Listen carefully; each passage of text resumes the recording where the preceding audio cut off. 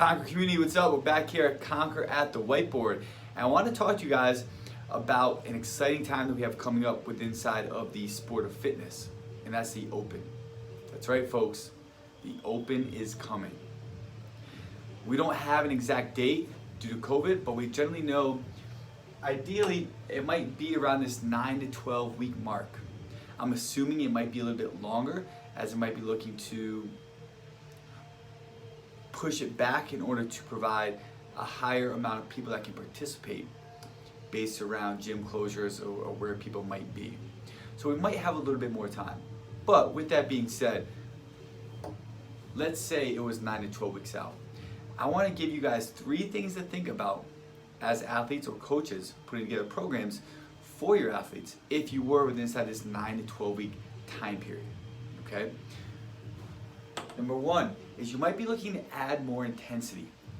Ideally, we don't want to be crushing people with intensity all year round. So lots of the programming up to this point should have been around volume, controlled outputs, controlled intensity to look to bring up both the aerobic and the anaerobic threshold, but do it in a fashion that's not going to smoke people. Where now, as we get close to that 8 to 9 week mark, we might be looking to bring up some true intensity with inside workouts, with inside this CrossFit setting. As we get closer to that 4 to 5 week mark, you might look to add that up into 3 to 4 sessions with back-to-back sessions, just to prep them for that open style weekend of maybe they have to redo the workouts.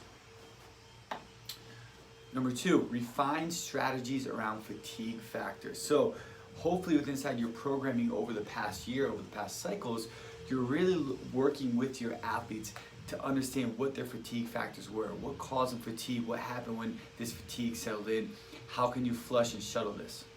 Where now we're looking to refine the strategies around workouts that elicit this response for them. So think about that.